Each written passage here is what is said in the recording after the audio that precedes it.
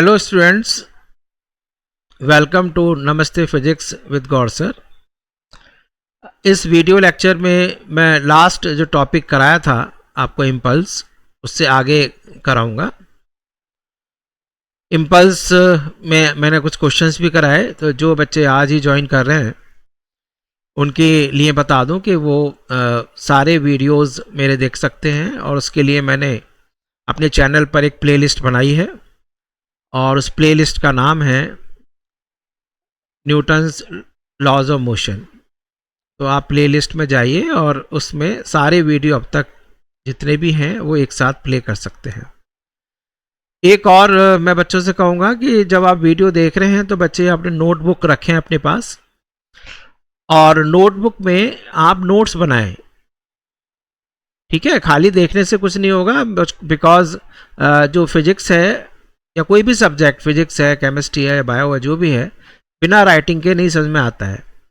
और फिजिक्स में तो और भी इम्पोर्टेंट बात है, क्योंकि आपका डेरिवेशन जो हो रहा है, न्यूमेरिकल्स कहाँ से हो रहा है, कैसे मैं कट कर रहा हूँ, कैसे मैं उसको सिंप्लीफाई कर रहा हूँ, वो सब देखो, कहाँ हमने यूनिट का ध्यान दिया है। ये सारी बातें आपको ध्यान से देखनी चाहिए। तो नोट्स जरूर बना के रखिए, नोटबुक रखिए, और वो आपको बेनिफिशियल होगा। और एक भी समय मैं एक एक सेकंड खराब नहीं करूँगा, आपको पता है। तो यहाँ पर हम ना कोई मजाक ना कोई दहाड़, केवल जो हमने भीष्म प्रतिज्ञा की है कि हम फिजिक्स का जो नीट का पहाड़ है उसको हम बहुत आसानी से पार करेंगे। तो सीधे अब हम लेक्चर की तरफ चलते हैं। तो ये देखिए, मैं थोड़ा सा लास्ट का दिखा दूं आपको। तो मैंने कुछ क्वेश्चंस किए थे, इम्पल्स के क्वेश्चंस, और इम्पल्स मोमेंटम थ्योरम भी लगाई थी मैंने। ये सब दिख रहा है आपको। इम्पल्स से पहले मैंने इम्पल्स के बाद मैंने मोमेंटम कंजर्वेशन के क्वेश्चंस करे। इससे पहले इम्पल्स था, अब ये बच्चे सारे मोमेंटम कंजर्वेशन के क्वेश्चंस हैं, कंजर्वेशन लीनियर मोमेंटम। ठीक है, चलिए नेक्स्ट हेडिंग चलते हैं। अब एक छोटा सा क्वेश्चन और ले लेते हैं, फिर उसके बाद आगे चलेंगे। देखिए, न्यूटन सेकंड लॉ पर आ जाता हूं मैं। अब मैं न्यूटन सेकंड लॉ की तरफ जा रहा हूं और क्वेश्चन से स्टार्ट करेंगे। न्यूटन सेकंड लॉ में मैंने आपको क्या बताया, कोई बताए? Newton's second law.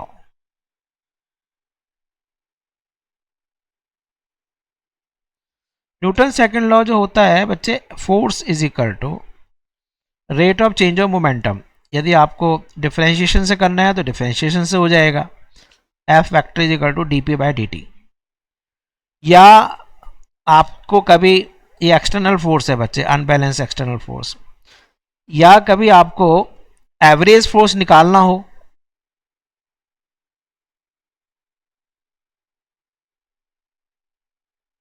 Average force निकालना हो, तो F average is equal to momentum में चेंज अपॉन टाइम टेकन। तो ऐसे भी आप कर सकते हैं। वेक्टर तो मैं फिर दोबारा बता रहा हूं, वेक्टर तो है ही। मोमेंटम में चेंज कैसे निकालेंगे, यहां पर सारा खेल मोशन इन प्लेन का ही होगा।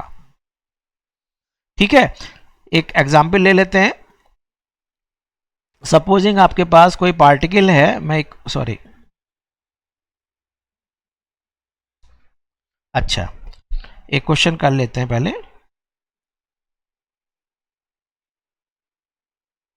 चलिए क्वेश्चन बच्चा, क्वेश्चन आपका है कि एक पार्टिकल सर्टेन मास का होगा,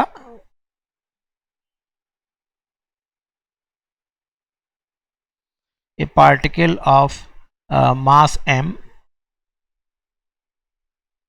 ठीक है, ये सर्कल डिस्क्राइब कर रहा है। अब आपको देखो, मोशन इन प्लेन का सर्कल वाला पार्ट आ गया।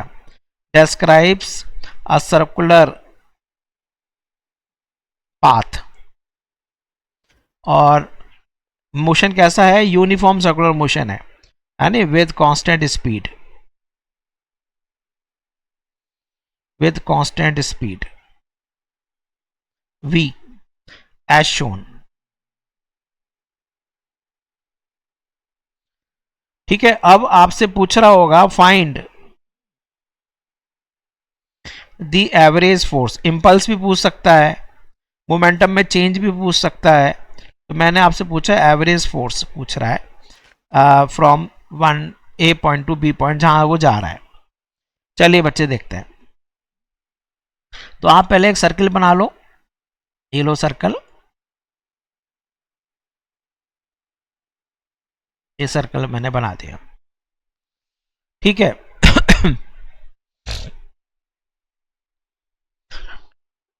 अब यहां पर जब सर्कल मैंने बना दिया है तो आप एक काम करो, चलो इसको अनडू कर लेते हैं। आप यहां से शेप भी ले सकते हो। ठीक है, मैं शेप ले लेता हूं जल्दी से।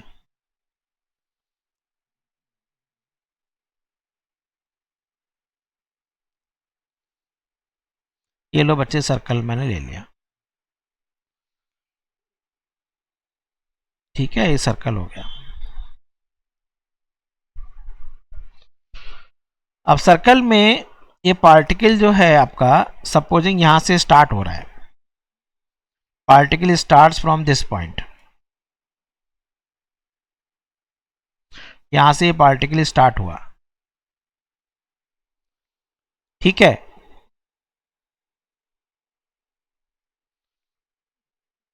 एक मिनट,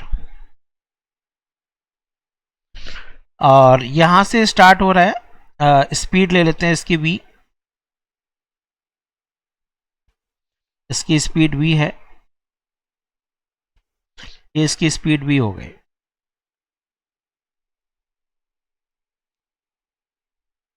ठीक है,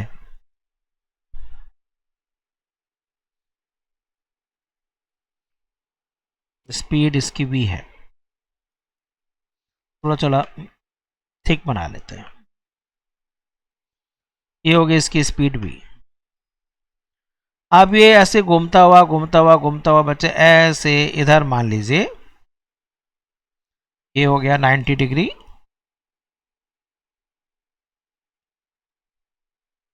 और यहां पर ये एंगल हो गया सपोजिंग 30 डिग्री। ठीक है, ये 30 डिग्री है।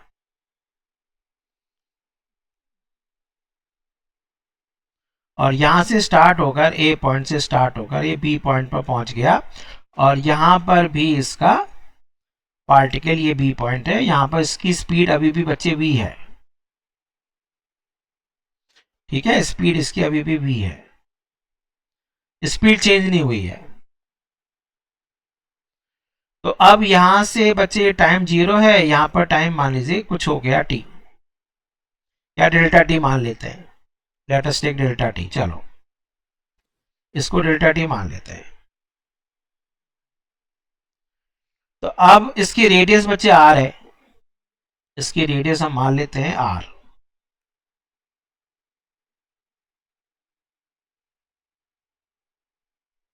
ठीक है क्या? अब आपको ये 90 डिग्री है, ये तो दिख ही रहा है आपको 90 डिग्री, ये 90 डिग्री दिख रहा है।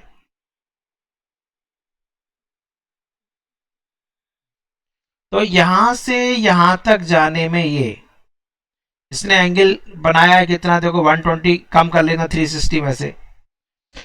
ठीक है, तो 240 डिग्री एंगल बनाया है इसने। आर्क ले सकते हो आप, टाइम निकालो बच्चे, टाइम कितना है, टाइम टेकन, टाइम टेकन को यदि आप चाहो तो इससे लिख सकते हो, बिकॉज ओमेगा जो होता है ना एंगुलर स्पीड, एंगुलर स्पीड होता है angular displacement upon time taken. ऐसे कर लो, ऐसे कर सकते हो, या सरकमफ्रेंस से कर सकते हो, जैसे आपको लग रहा है।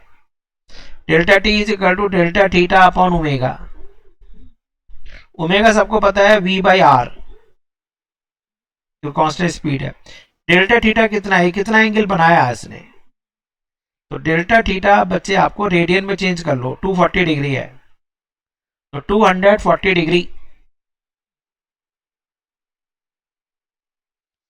240 डिग्री कितना होता है भाई, पाई रेडियन 180 डिग्री, तो ये हो जाएगा 240 डिग्री इंटू पाई बाई 180। ठीक है क्या? 0 से 0 गया, तो ये हो गया 3 से कट कर दो, 3 6 3 8 2 3 2 4 6 से कट जाता। तो ये आंसर कितना आ गया आपके पास, ये एंगल जो आ गया delta theta, this is equal to बोलो 4 pi by 3। 4 pi by 3 radian है या नहीं, 4 पाई बाई 3। तो टाइम जो लगा वो आराम से आपको समझ में आ गया, 4 पाई r/3v। एक मेथड तो ये है।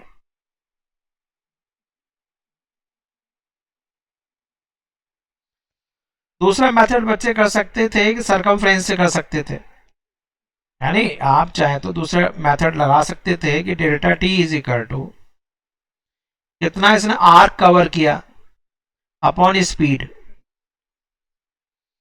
अब आर्क कैसे निकालते हैं, 360 डिग्री है तो 2 पाई r, वैसे करते हैं या नहीं।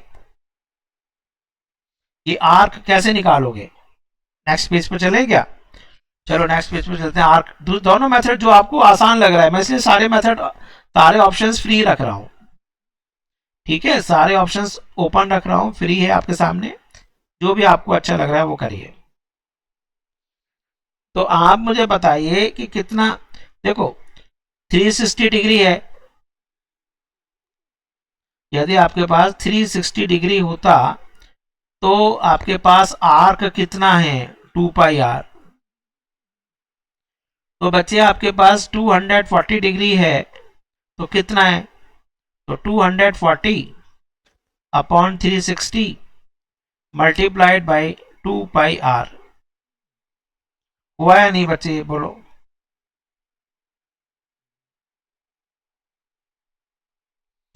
कितना आ गया आंसर, ये 0 0 कट गया,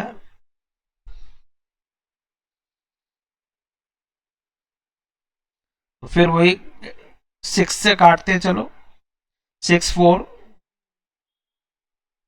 6 6 और का कट कर देते हैं, 2 2 जा 4 2 3 जा 6, बच्चे वही आ रहा है ना 4 पाई r/3। तो ये आपके पास हो गया आर्क। तो बच्चे time taken is equal to arc upon speed, यानी 4 पाई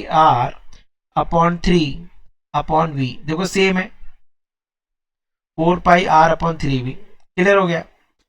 अब आपको बच्चे देखना है दूसरी चीज, मास बच्चे इसका एम ही है, ये जो पार्टिकल है इसका मास एम है,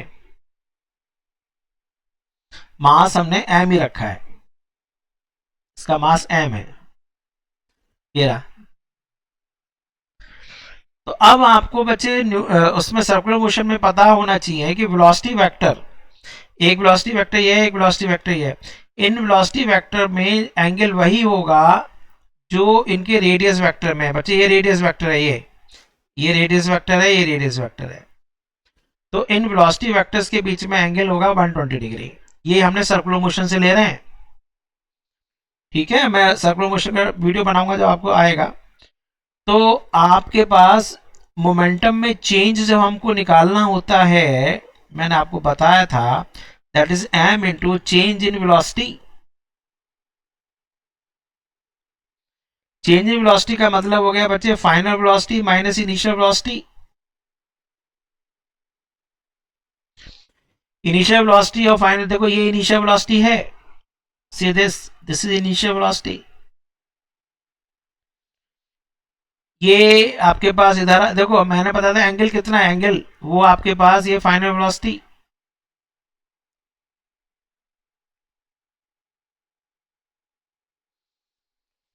अब आपको जो देखना है, एक बार मैं दोबारा बता दूं, वहां पर जरा पीछे चलो दोबारा।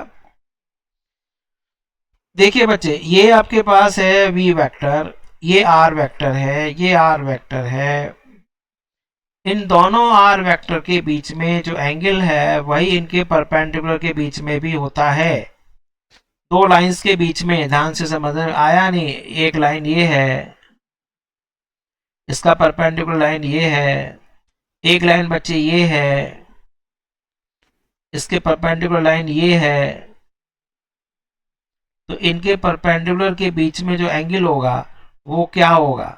ये देखो, ये परपेंडिकुलर एक ये है, एक परपेंडिकुलर ये है,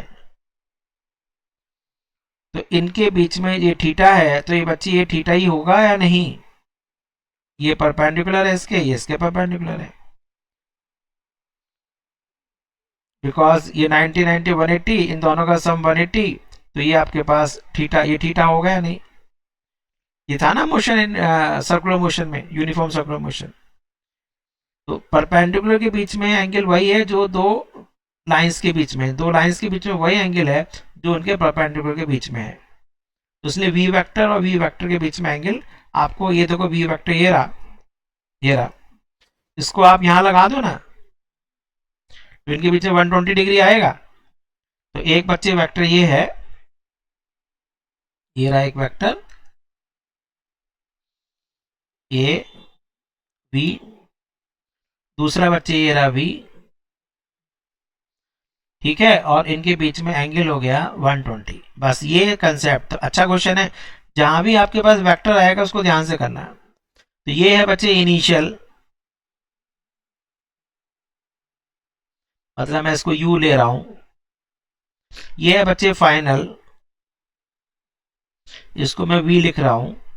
तो इनिशियल और फाइनल के बीच में जो चेंज आता है बच्चे, दिस इज चेंज। ये सब आपका मोशन प्लेन में बच्चे, आपको इस तरह से किया करो, मोशन प्लेन, ये चेंज है, this is change in velocity vector. और इसका जो मॉड होता है बच्चे, क्योंकि ये दोनों साइड्स इक्वल हैं, तो इसकी जो वैल्यू होती है पता है आपको, 2v into sign angle between them का हाफ, यानी 120 डिग्री बाई 2। ठीक है, ये फॉर्मूला आपको मोशन प्लेन में बता देंगे आपको। तो 2v into sine 30, sorry sine 60, sine 60 कितना आ गया, 2v इंटू साइन 60 इज √3/2, 2 से 2 कैंसिल हो गया, दिस इज √3v।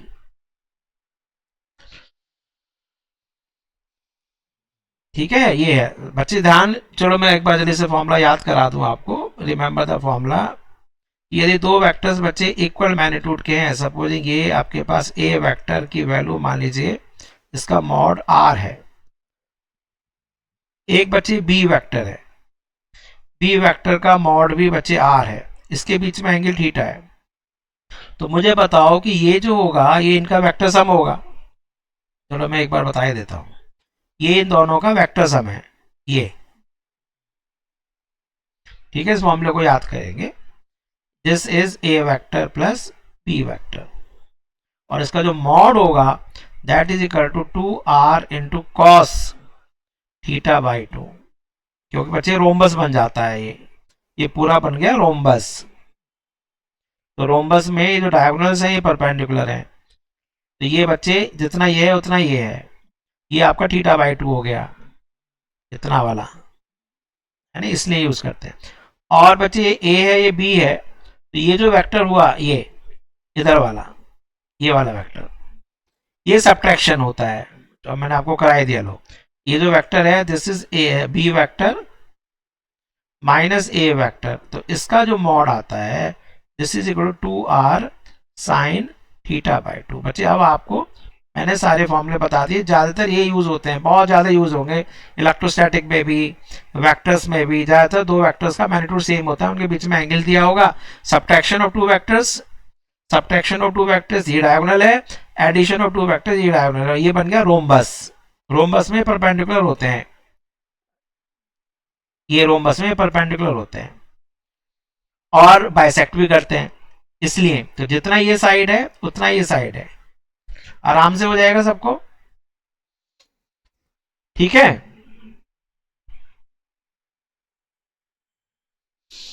आपको शॉर्ट तरीके बता रहा हूं मैं, ध्यान रखना, गौर सर के शॉर्ट तरीके हैं, और मुझे मालूम है कि बहुत से जो कोचिंग करा रहे हैं, ध्यान रखना, वो भी ये मेरे नोट्स देखते हैं और उनको बेनिफिट होगा, वो आसान करा पाएंगे, तो नीट जो है आसान हो पाएगा।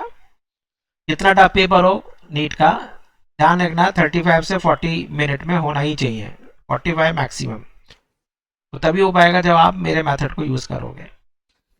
चलिए बच्चे, हो गया। अब आपको क्लियर हो गया कि टाइम टेकन कितना है और वेलोसिटी में चेंज कितना है। तो this is the change in velocity. ये तो अब बच्चे यहां पर निकाल लेते हैं, चलो आगे चले। तो मोमेंटम में चेंज निकाल लेते हैं, एक मिनट।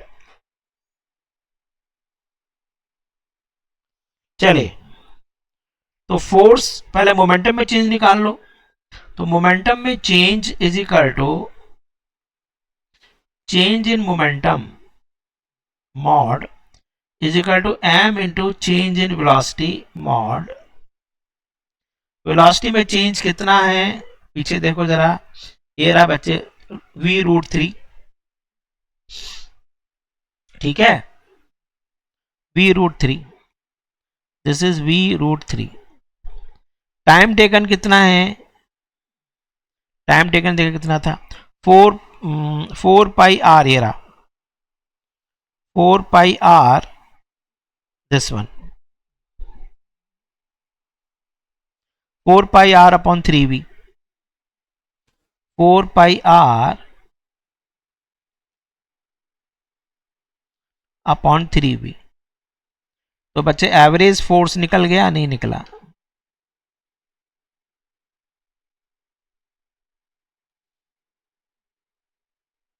तो थोड़ा सा मैं अब स्पीड बढ़ा रहा हूं। Average force is equal to momentum में change upon time taken. Momentum में चेंज है बच्चे mv√3 is equal to 4 pi r upon 3v। तो आंसर आपके पास आ गया 3√3 mv² अपॉन 4 पाई आर। तो ये आपका क्वेश्चन हो गया एवरेज फोर्स का। This is average force. तो ध्यान रखना, इंपल्स पूछ रहा है, मोमेंटम में चेंज पूछ रहा है, एवरेज फोर्स पूछ रहा है, सबका मेथड तो बच्चे एक ही लग रहा है मुझे, तो ऐसा कुछ ज्यादा स्पेशल नहीं है। चलिए अब हम आगे चलते हैं। अब आपको थोड़े थोड़े से कुछ चीजें करते हैं। आगे जब न्यूटन सेकंड लॉ लगाएंगे तो उससे पहले कुछ कॉमन फोर्सेस के बारे में आपको पता लगाओ। कॉमन फोर्सेस क्या हैं, ठीक है? कॉमन फोर्सेस देख लेते हैं पहले, जो आपको जरूरत पड़ेगी।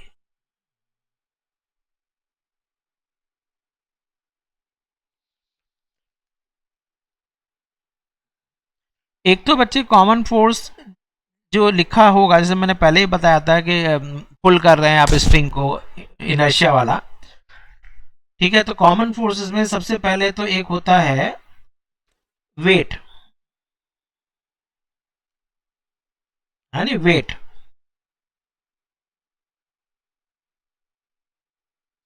वेट वेट वेट का मतलब है यदि उसका मास m है तो फोर्स बाय अर्थ, अर्थ कितना फोर्स लगा रही है वो आपके पास वेट हो जाएगा। यदि m मास है उसका तो weight is equal to m into g, क्योंकि फोर्स m इंटू ए है, एक की जगह क्या आ जाएगा, g, where g is what, g क्या है, g है आपका acceleration, g is acceleration due to gravity. Correct हुआ? Acceleration due to gravity g हो गया। अब ज्यादातर देखो क्वेश्चंस में कुछ ज्यादा डिफिकल्ट नहीं होता है, बस आपको यूनिट में डरा सकता है। यानी कि m मास दे रखा, अब क्वेश्चंस में क्या होगा, जो वेट लग रहा है वो उसने ग्राम फोर्स, किलोग्राम फोर्स ऐसे होगा। तो जैसे आपके पास 1 किलोग्राम फोर्स है, किसी बॉडी पर फोर्स या वेट किसी बॉडी का 1 किलोग्राम है, इसका मतलब वो मास दे रखा है। या 1 किलोग्राम वेट, किसी बॉडी पर जो फोर्स लग रहा है वो 1 किलोग्राम वेट है, इसका मतलब this is equal to the force is equal to the weight of 1 kilogram body, या the force with which earth pulls 1 kilogram body towards its centre. तो 1 किलोग्राम मास का कितना वेट होगा, यानी एम जी, एम कितना है 1 kilogram, जी की value कितनी है 9.8 मीटर पर सेकेंड स्क्वेयर। मुझे बताओ kilogram into metre per second square, सबको डायमेंशनल फॉर्मूला चैप्टर याद है ना, न्यूटन है, तो that is equal to 9.8 kilogram metre per second square. इस पूरे को कहते हैं न्यूटन। तो 9.8 न्यूटन ये हो गया। तो 1 किलोग्राम फोर्स यदि आपको दिया है तो 1 किलोग्राम फोर्स का मतलब है 9.8 न्यूटन। सिमिलरली यदि आपको 1 ग्राम फोर्स दिया हो या 1 ग्राम वेट है, मैं थोड़ा इसको ऊपर करके दिखा रहा हूं, एक मिनट, ठीक है। सिमिलरली 1 ग्राम फोर्स दिया हो तो 1 ग्राम फोर्स, 1 ग्राम फोर्स या 1 ग्राम वेट या 1 ग्राम फोर्स का मतलब है the weight of 1 gram body, 1 ग्राम। अब स्मॉल जी की वैल्यू बच्चे सीजीएस में 980 सेंटीमीटर पर सेकेंड स्क्वेयर, तो 1 into 980 gram into centimetre per second square dyne होता है, तो this is equal to 1 GF is equal to 980 dyne. ठीक है, तो थोड़ा सा ध्यान से समझें। 1 GF 1 gram force is equal to 980 dyne. ठीक है, तो ये आपको थोड़ा सा याद रखने पड़ेंगे बच्चे। कॉमन फोर्सेस में पहला है वेट। वेट के बारे में याद रखना कि वेट जो दिया होगा कि the force acting is equal to 1 kilogram, the force acting is equal to 1 gram. तो 1 ग्राम और 1 किलोग्राम तो मास है, तो उसको जी से मल्टीप्लाई करना बाकी है। नेक्स्ट चलते हैं। नेक्स्ट जो कॉमन चीज होगी बच्चे वो है जैसे मैंने वहां पर न्यूटन थर्ड लॉ में बताया था, रिएक्शन क्या है ना, एक्शन रिएक्शन जो होता है ना, उसको भी देख लो।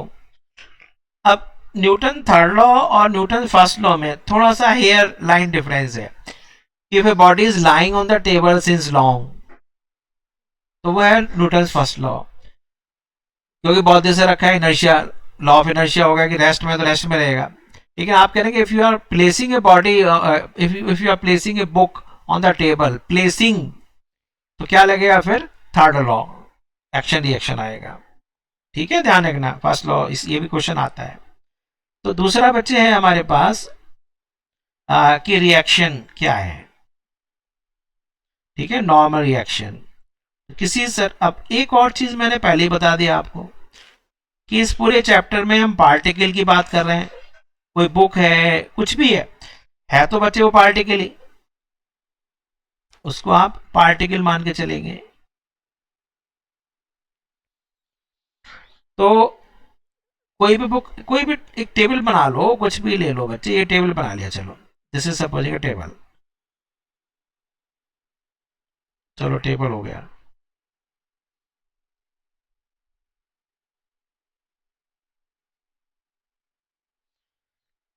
ठीक है, अब इस टेबल पर बच्चे आपने कोई बुक रख दिया। अब ये जो बुक रख रहे हैं आप यहाँ पर, ये बुक रख देते हैं, चलो लो एक बुक रख देते हैं, लो ये बुक हो गई।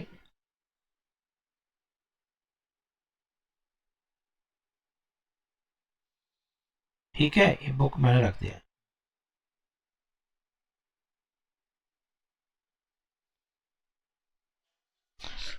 अब ये जो बुक रखी है आपने,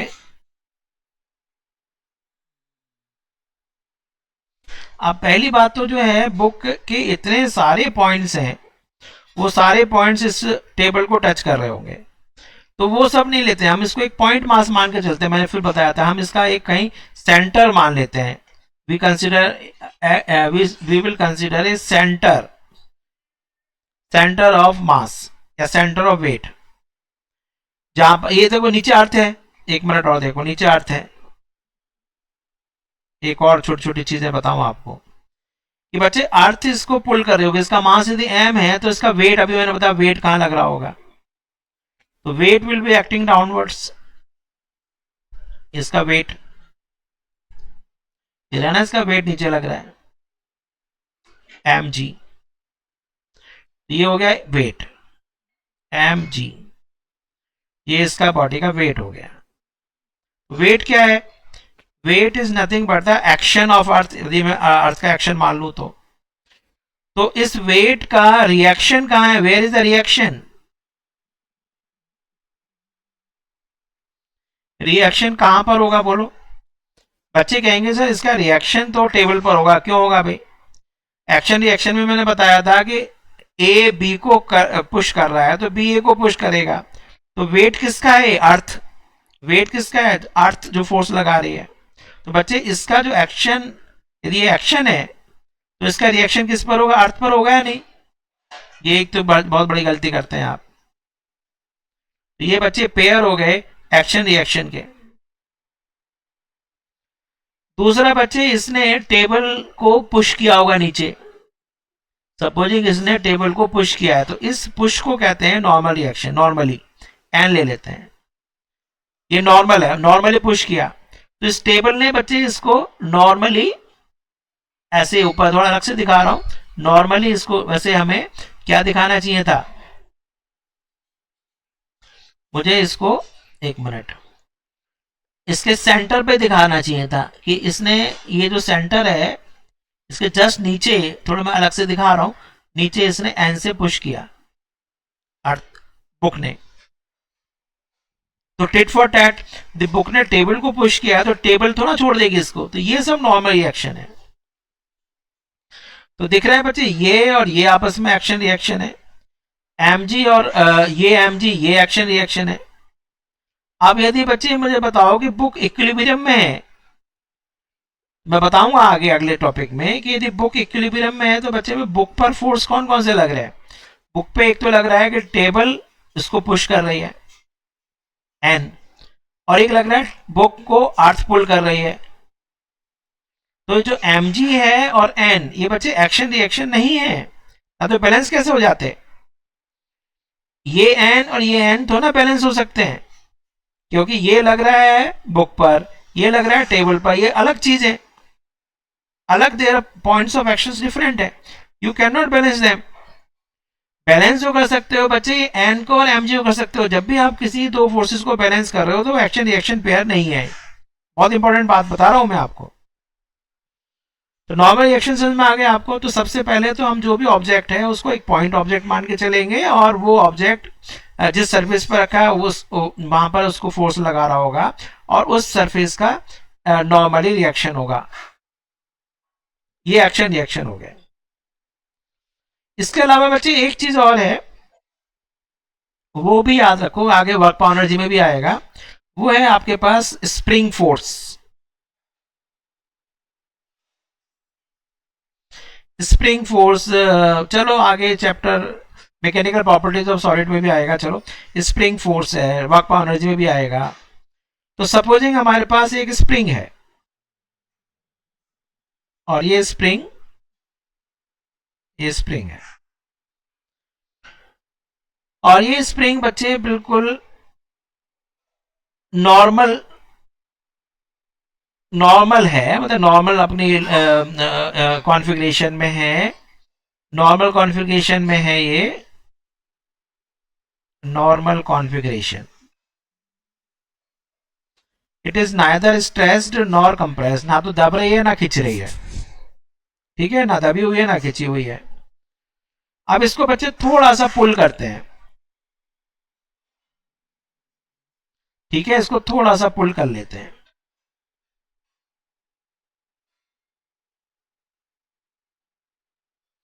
तो पुल करने के लिए आपको बाहर से, माना आपने x पुल कर लिया इसको, एक्स इज द एक्सटेंशन, और आपने पुल किया, तो ये जो पुल किया है आपने, दिस इज एक्चुअली क्या है, ये कौन सा फोर्स है, एक्सटर्नल फोर्स है। इस एक्सटर्नल फोर्स ने क्या किया होगा, इसको डिफॉर्म किया है, तो दिस इज डिफॉर्मिंग फोर्स। ये डिफॉर्मिंग फोर्स हुआ या नहीं हुआ, बोलो। ये डिफॉर्मिंग फोर्स है, यानी इसने स्प्रिंग का को डिफॉर्म कर दिया, रूप चेंज कर दिया। तो ये जो डिफॉर्मिंग फोर्स है, अब मुझे बताओ, इस पुल को यदि आप हटा दोगे तो स्प्रिंग वापस आ जाती है, यदि वो एक लिमिट के अंदर काम कर रहे हैं तो, है ना, अंडर द लिमिट। तो अंदर की तरफ क्यों आ जाता है, इसका मतलब अंदर की तरफ एक फोर्स लग रहा है, जिसको हम रेस्टोरिंग फोर्स बोलेंगे या स्प्रिंग फोर्स बोलेंगे, एफ एस। समझ में आ गया। तो एफ एस जो है वो है हमारे पास स्प्रिंग फोर्स, या रेस्टोरिंग फोर्स भी बोल सकते हो।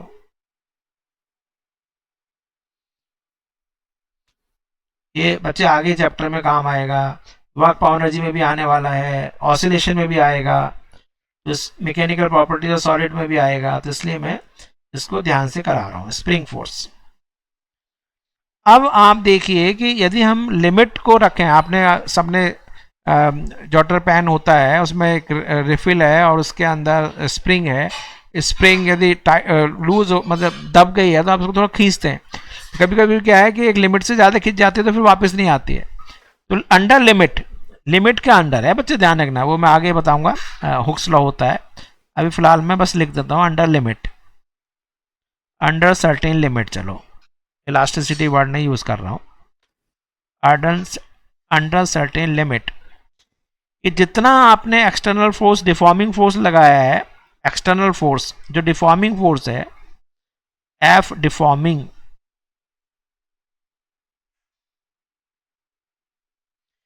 That is directly proportional to displacement, यानी उसकी डायरेक्शन डिस्प्लेसमेंट की डायरेक्शन में। लोग एक्स की जगह डेल्टा एक्स भी लिख सकते हो, कोई बात नहीं, is equal to some constant के इंटू एक्स वेक्टर। इस के वेक्टर को कहते हैं, अब देखो डायमेंशनली आपका था ना के स्प्रिंग कांस्टेंट, तो इसको स्प्रिंग कांस्टेंट कहते हैं या फोर्स कांस्टेंट कहते हैं। दिस इज स्प्रिंग कांस्टेंट या फोर्स कांस्टेंट। तो एक्सटर्नल फोर्स की डायरेक्शन में, वो किस डायरेक्शन में, एक्स की डायरेक्शन में।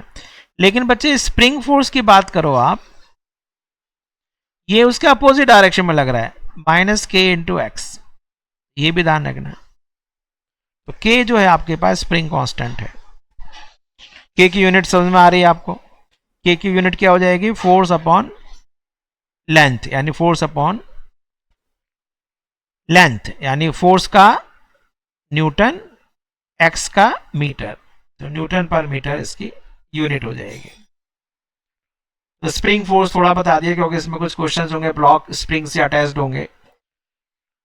स्प्रिंग में बस ध्यान रखना भैया, वेरिंग एक्सटेंशन करते हैं तो वेरिंग फोर्स लगता है, तो वहां थोड़ा डिफिकल्ट क्वेश्चन थोड़े से बन सकते हैं, ठीक है, उसको ध्यान से आप बनाना है। चलो आगे चलते हैं।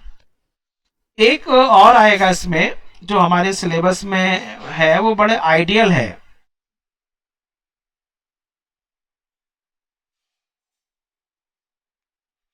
आइडियल,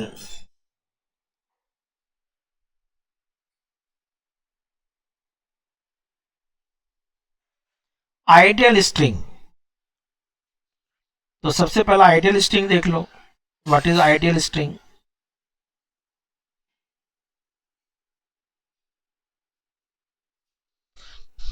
ठीक है, ब्लॉक से अटैच्ड होगी, पुली होंगी। तो आइडियल स्ट्रिंग वो होती है बच्चे जिसका, पहली बात तो है कि मास नहीं है, मासलेस। सेकेंडली ध्यान रखना, वो इनएक्सटेंसिबल है। अब असर्शन रीजन में क्या आ सकता है, असर्शन रीजन में इन एक्सटेंसिबल। असर्शन रीजन में ये आ सकता है कि जो आइडियल स्ट्रिंग है उसका के कितना होगा, what will be the k, the value of k?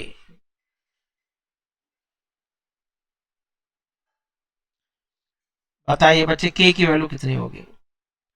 तो k की वैल्यू जो होगी, क्योंकि इसमें एक्सटेंशन 0 है, क्योंकि इनएक्सटेंसिबल है, तो k विल बी इनफाइनाइट। ये क्वेश्चन असर्शन रीजन में आएगा। An ideal string has infinite force constant, ये लिख दिया उसने स्टेटमेंट। ठीक है, रीजन उसने लिखा, असर्शन ये हो गया, रीजन ये होगा because ideal string is inextensible. तो ये कंप्लीट करेक्ट एक्सप्लेनेशन हो गया, आइडियल स्ट्रिंग हो गया। इसके अलावा एक बच्चे होता है टेंशन इन द स्ट्रिंग, ये वर्ड और आता है।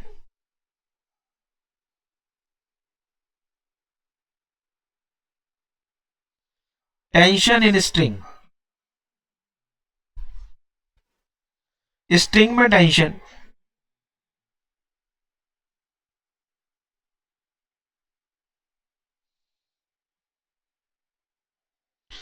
Tension in string.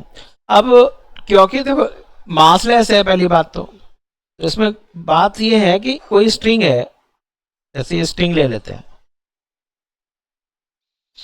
लो ये स्ट्रिंग ले लेते हैं, और ये मैंने यहां से इसको, अब इसको पुल कर रहे हैं, यू आर पुलिंग इट। तो टेंशन का मतलब है बच्चे किसी भी जगह पर, ए पॉइंट ले लेते हैं, बी पॉइंट ले लेते हैं, सी पॉइंट ले लेते हैं, कहीं भी पॉइंट ले लेते हैं, तो इस पर जो पुल मान लीजिए मैंने एफ लगाया है, तो सेम जो फोर्स है that will be transmitted to each and every point of the string. तो टेंशन का मतलब फोर्स है, ध्यान है ना, सरफेस टेंशन लिक्विड की प्रॉपर्टी वो अलग आएगी, टेंशन यहाँ फोर्स हो रहा है, तो कितना फोर्स स्ट्रिंग में से पास हो रहा है, द फोर्स जो स्ट्रिंग से पास हो रहा है, यानी कि जो उसमें से ट्रांसमिट हो रहा है, वो इसमें टेंशन है। अभी और डिटेल में पढ़ते हैं आगे। टेंशन में, टेंशन माने फोर्स मानना, बस और कुछ नहीं है। Tension is nothing but the force. किसी भी जगह पर उसको कट कर देंगे आप, यहां पर, यहां पर, तो वहां से कितना फोर्स ट्रांसमिट हो रहा है वो आपका टेंशन है। क्लियर हो गया? चलो अब हमारे पास स्ट्रैटेजी देखते हैं कि हाउ टू सॉल्व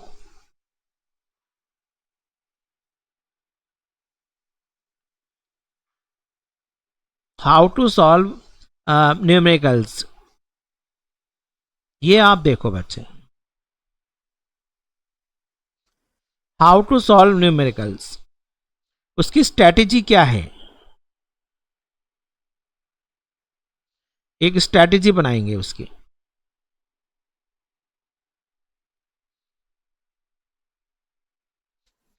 उसके लिए सबसे पहले मतलब करना क्या है, नंबर वन, कोई भी सिस्टम हो, कुछ भी सिस्टम मान सकते हैं कि सपोजिंग आपके पास एक ये बॉडी है, सपोजिंग एक ये बॉडी है ए, एक दूसरी बॉडी बी है,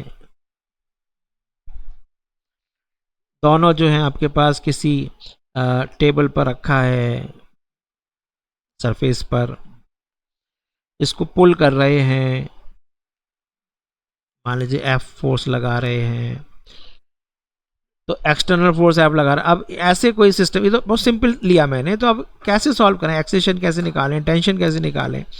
तो सबसे पहले जो कंसेप्ट है,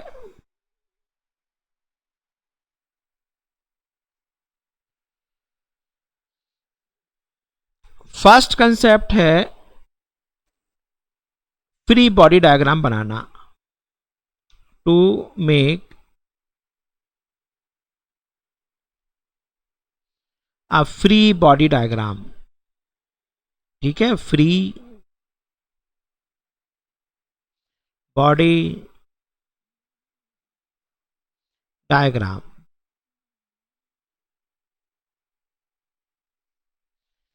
फ्री बॉडी डायग्राम समझ में आया? मतलब F B free body diagram को लोग कहते हैं इसका फ्री बॉडी डायग्राम बनाना, FBD। जो बच्चे फरीदाबाद में रहते हैं, मैंने फरीदाबाद में पढ़ाया है, तो FBD फरीदाबाद है नहीं। ओके, तो free body diagram, free body diagram का मतलब क्या है? फ्री बॉडी डायग्राम का मतलब ये हुआ कि जिस बॉडी को हमें स्टडी करना है, वी डिटैच, यानी उसको ब्रेक कर दें। जैसे ए और बी का मोशन स्टडी करना है, ए का स्टडी करना है, बी का स्टडी करना है, तो ए और बी को पहले आप डिटैच करोगे, we detach the body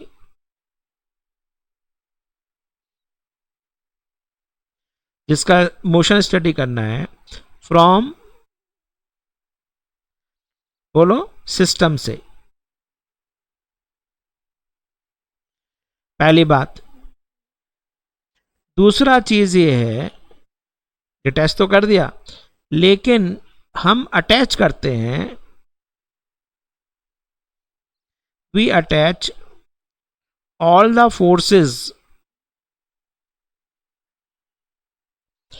we detach the body from the system. System से, अब सिस्टम से अलग हो गया तो बच्चे अब सिस्टम के जो पार्ट्स बचे, सिस्टम आपको थर्मोडायनेमिक्स में पता है कि जो मोशन में है, जो अंडर स्टडी है वो सिस्टम है, उसके अलावा सराउंडिंग्स है। अब सपोजिंग आपके पास जरा देखो, ये ए और बी, ए को स्टडी करना है, बी को स्टडी करना है। सिस्टम ये है, ए को डिटैच कर दिया, यानी कि स्ट्रिंग अलग कर दिया, ए अलग कर दिया, बी अलग कर दिया, स्ट्रिंग अलग कर दिया, फोर्स अलग कर दिया। अब ए को जब हटा दिया स्ट्रिंग से, तो आपने ए को डिटैच कर दिया, लेकिन स्ट्रिंग सिस्टम का पार्ट था ना पहले, तो अब ए हमारा सिस्टम बन गया, स्ट्रिंग सराउंडिंग्स बन गई। तो सराउंडिंग्स यानी अर्थ है, स्ट्रिंग है, सरफेस है, वो सारे क्या फोर्सेस लगा रहे हैं? We attach all the forces exerted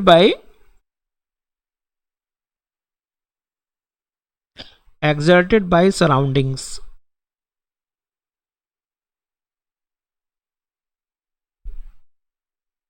on body. तो ये फ्री बॉडी डायग्राम का कंसेप्ट हुआ कि पहले तो आप उसको क्या करो, फ्री करो, हटा दो, उसको डिटैच कर दो। डिटैच करने के बाद फिर उसको अटैच कर दो विद ऑल द फोर्सेस। इसको सेपरेट करना पहले, फिर उसका अटैच कर देना। तो फर्स्ट पॉइंट तो ये हो गया, FBD बनाना। सेकेंडली उसके बाद क्या करना है, नेक्स्ट पेज ले लो। नेक्स्ट स्ट्रेटेजी जो होगी, एक मिनट,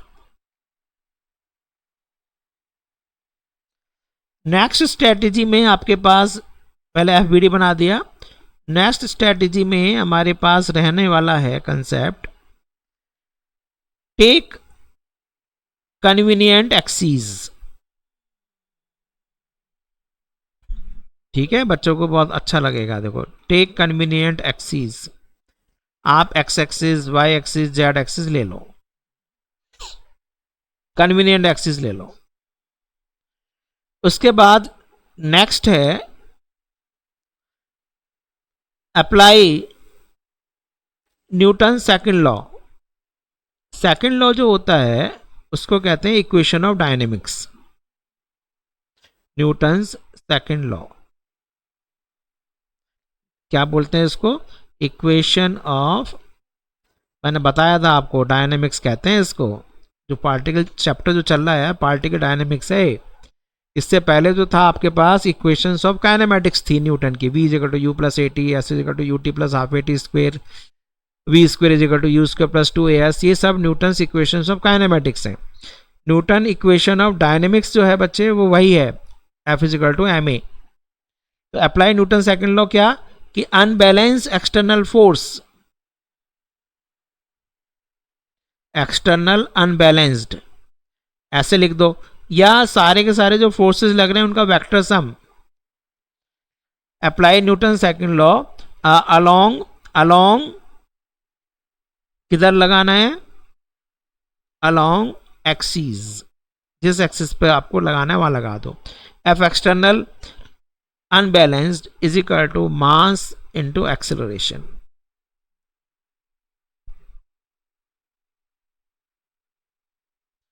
लेकिन सब में बात यह है कि आपको रेफरेंस फ्रेम है ना, with respect to reference frame लेना पड़ेगा। रेफरेंस फ्रेम हम कनेक्ट कर देते हैं, वी अटैच विद अर्थ।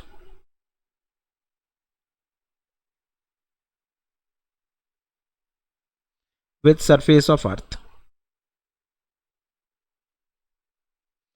जब सरफेस ऑफ अर्थ से बच्चे हम अटैच कर देते हैं तो इसको कहते हैं इनर्शियल फ्रेम ऑफ रेफरेंस।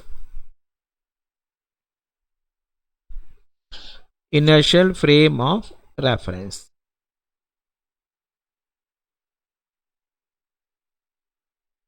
इसको इनर्शियल फ्रेम ऑफ रेफरेंस कहते हैं।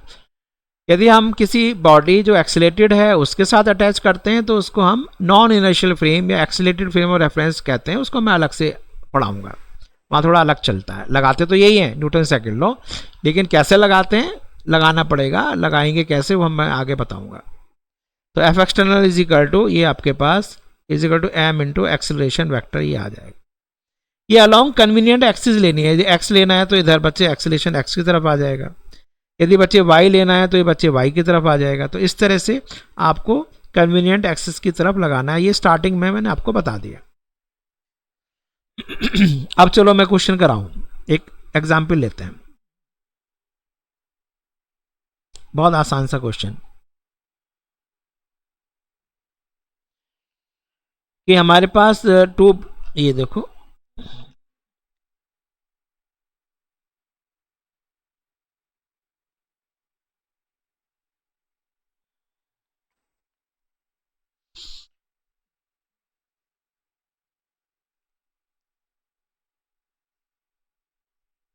एक मास ये है, एक मास ये है, ये मास m1,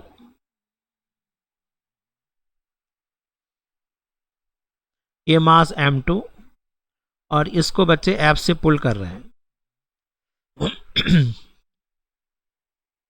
ठीक है,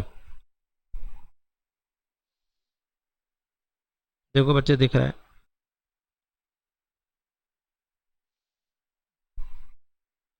ठीक है, ये एफ से पुल कर रहे हैं।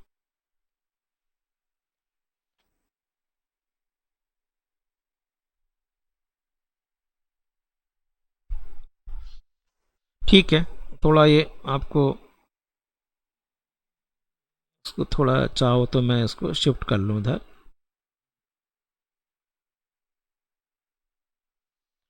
चलो उधर कर लेते हैं। ठीक है, तो अब अब इसमें पूछ क्या रहा है, ये पूछ रहा है आपसे फाइंड टेंशन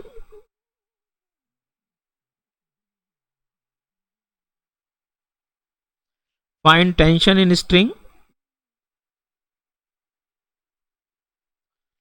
एंड एक्सेलरेशन पूछ रहा है आपसे।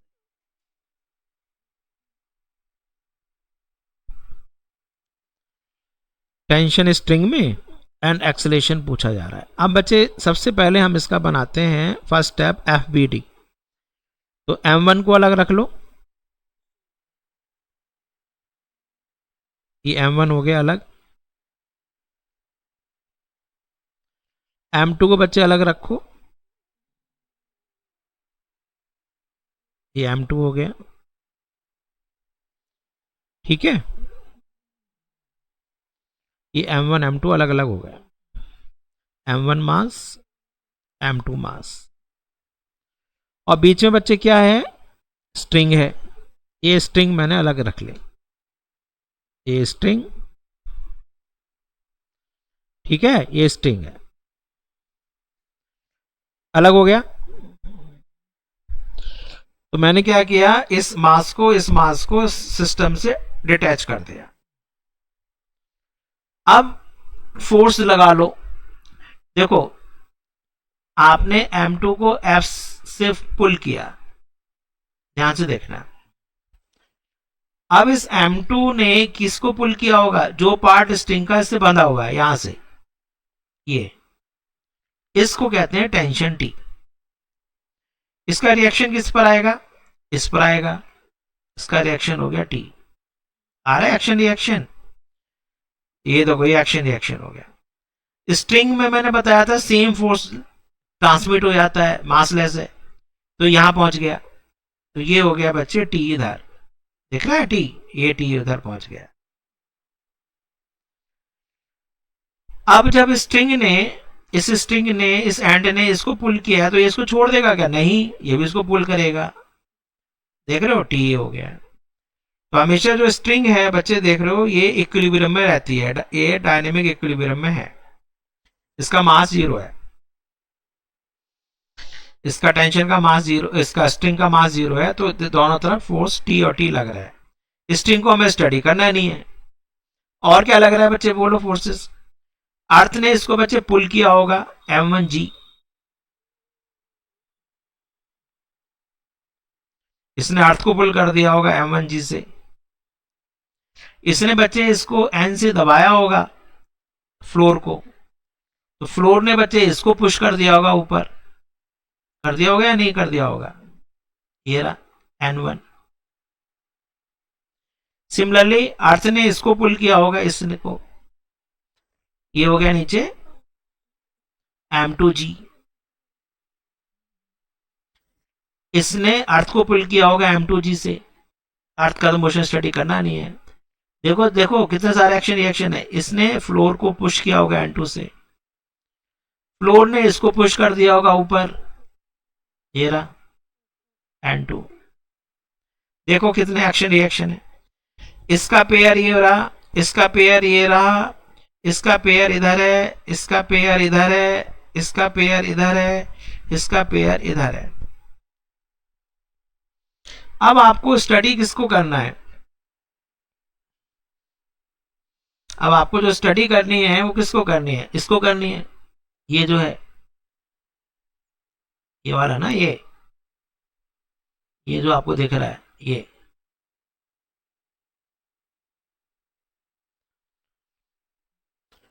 एक मिनट, तो इसको बच्चे आपको अलग रखना पड़ेगा, इसको अलग से निकाल लो, एक मिनट। तो इसको अलग से करोगे, इसको अलग से करोगे। अब कन्वीनियंट एक्सिस ले लो, भाई किधर मोशन है बच्चे, ऊपर तो फ्लाई कर नहीं रहा है, जब ऊपर फ्लाई कर नहीं रहा है तो ऊपर वाई एक्सिस की तरफ क्यों लगा रहे हो बच्चे, इधर की तरफ ले लो एक्सिस, इधर ले लेते हैं एक्स एक्सिस, इधर ले लेते हैं वाई एक्सिस। तो इसका मोशन जो है, इन दोनों का मोशन, इसका मोशन और इसका मोशन दोनों का है तो एक्स की तरफ ही, इधर की तरफ, इस साइड, तो एक्स की तरफ ही न्यूटन इक्वेशन लगा दो, वाई की तरफ तो बैलेंस है। आगे बच्चे शॉर्ट तरीका बता दूंगा अभी आपको, एक लाइन में आप सॉल्व करोगे, अभी तो मैंने स्टार्टिंग है ना इसलिए पहली बार ऐसे करा रहे हैं, ठीक है। चलिए, तो अब बच्चे आप किसको लेना चाह रहे हो, M1 को देखो, तो M1 पे x की तरफ कितना फोर्स लग रहा है, आगे फॉरवर्ड T, पीछे कुछ लग ही नहीं रहा है, तो T जो है ये अनबैलेंस फोर्स है। T जो है M1 मास में एक्सेलरेशन A प्रोड्यूस कर रहा है, सपोजिंग इसका एक्सेलरेशन A है और इसका एक्सेलरेशन भी A है, तो M1 को अलग से निकाल लेते हैं। चलो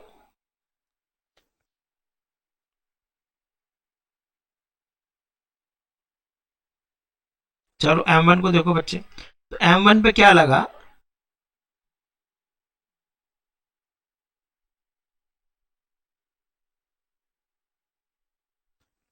M1 पे लग रहा है T और A से जा रहा है, ये x एक्सिस है, तो for M1 unbalance force along x axis कर रहे हैं बच्चे, हम दोनों को अलोंग x एक्सिस हम मोशन देख रहे हैं, अलोंग x एक्सिस। तो T इज इक्वल टू कितना हो गया बोलो, m1 इंटू ए। m2 के लिए चलो, m2 पे क्या लग रहा है जरा देखना।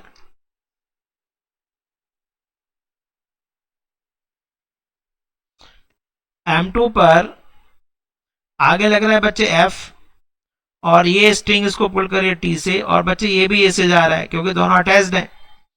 सिस्टम बच्चे जब अटैच्ड है तो दोनों का एक्सेलेरेशन सेम ही होगा।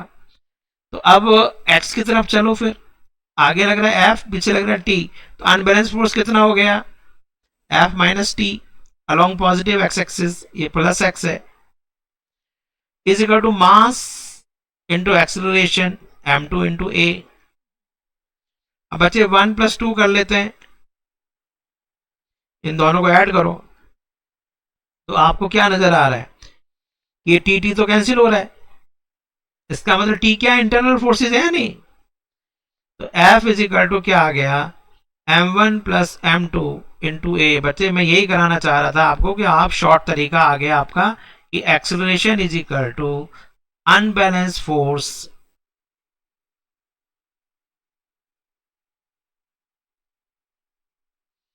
unbalanced force upon total mass। आया नहीं आया बोलो, acceleration is equal to unbalance force कितना है, F unbalance external force, unbalance external force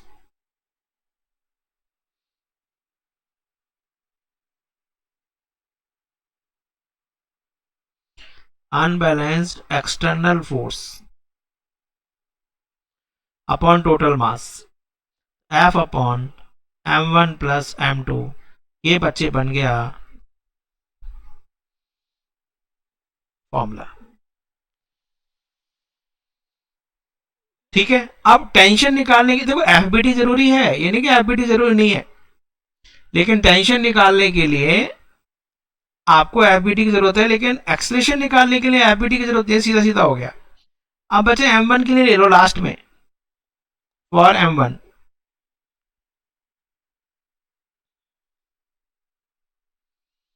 m1 के लिए सीधा tension is equal to m1 into A, कितना आ गया, m1 into F upon total mass m1 plus m2।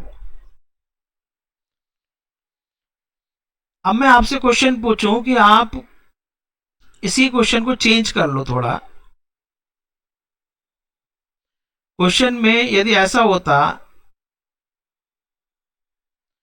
कि सपोजिंग बच्चे ये होता है m1, ये होता है m2, अब m1 को पुल कर रहे होते हैं f से, तो मुझे बताइए कि टेंशन में कुछ चेंज आता है क्या इसमें, यहां जो टेंशन स्ट्रिंग में आ रही है, बच्चे का कुछ नहीं आएगा। क्यों, देखो आप पहले तो इसका ए निकाल लो, सिस्टम का एक्सेलरेशन अब एक लाइन में निकालो बच्चे, मैं बहुत जल्दी से कर रहा हूं, इसका एक्सेलरेशन एक लाइन में निकालो, तो मैं थोड़ा आगे ऊपर कर देता हूं। Acceleration a is equal to unbalance force कितना है, एफ अपॉन टोटल मास। दोनों सिचुएशन में एक्सेलरेशन सेम है, वेदर m1 को पुल कर रहे हैं या m2 को पुल कर रहे हैं, लेकिन बच्चे जब टेंशन निकालोगे तो लास्ट वाले पार्ट में m2 को देखो, अब यहां पर केवल m2 को स्ट्रिंग पुल कर रही है T, तो एक्सेलरेशन A है, तो T कितना आ जाएगा, तो टेंशन जो है बच्चे वो अलग आएगी पहले वाले से, तो tension T is equal to m2 into a, that is m2 into F upon m1 plus m2। इससे पहले वाले में क्या था, m1f upon m1 plus m2, यहां पर है m2f upon m1 plus m2। तो शॉर्ट तरीका से मैं आया, सबसे पहले अनबैलेंस फोर्स अपॉन टोटल मास कर लो, एक्सेलरेशन आ गया, उसके बाद सबसे लास्ट वाले में चले जाओ, लास्ट ब्लॉक पर, उसको तो केवल स्ट्रिंग ही पुल कर रही है, यहां पर कौन पुल कर रहा है, ओनली स्ट्रिंग, यहां पर टी तो पुल कर रहा है, मेरा टी। तो इससे टाइम बच जाएगा आपका, बहुत जल्दी से कर पाएंगे। ठीक है बच्चे, तो बहुत जल्द बड़ी हो जाएगी वीडियो, तो आप इसको रिवाइज कर लो पहले। स्ट्रैटेजी जो मैंने बताई उसको देखो। स्ट्रैटेजी जो मैंने बताई है उसको देखना है कि आपको कैसे क्वेश्चंस को सॉल्व करने हैं। उसके लिए पहले फ्री बॉडी डायग्राम बनाना है। फ्री बॉडी डायग्राम बनाने के बाद जो बॉडीज फ्री हुई हैं, खाली फ्री का मतलब ये नहीं उनको हटा दिया, उनको डिटैच किया है जहां जहां से जुड़ा हुआ था वो, लेकिन जिन जिन से जुड़ा हुआ है वो बच्चे फोर्स लगाएंगे। You have to attach all the forces, सारे फोर्सेस लगा दो। उसके बाद कन्वीनियंट एक्सिस ले लो, X axis, Y axis, Z axis, और उन एक्सिस पर separately unbalance force is equal to mass into acceleration यानी न्यूटन सेकंड लॉ लगाकर क्वेश्चन सॉल्व कर लो। ठीक है बच्चे, आज हम यहीं पे फिनिश करते हैं। तो सब लोग देखते रहें। देखो बिल्कुल टाइम खराब नहीं किया हमने, कोई मजाक नहीं कर रहे हैं, वीडियो को लेंदी नहीं कर रहे हैं, केवल मैटर मैटर दिए जा रहे हैं। सब लोग नोट्स बनाएं और उसको रिवाइज करें और नेक्स्ट वीडियो का इंतजार करें। डेली मैं ऑलमोस्ट डेली वीडियो में अपलोड कर रहा हूं, जिससे कि आपका टाइम खराब ना हो। ठीक है, मैं क्लोज करता हूं इसको।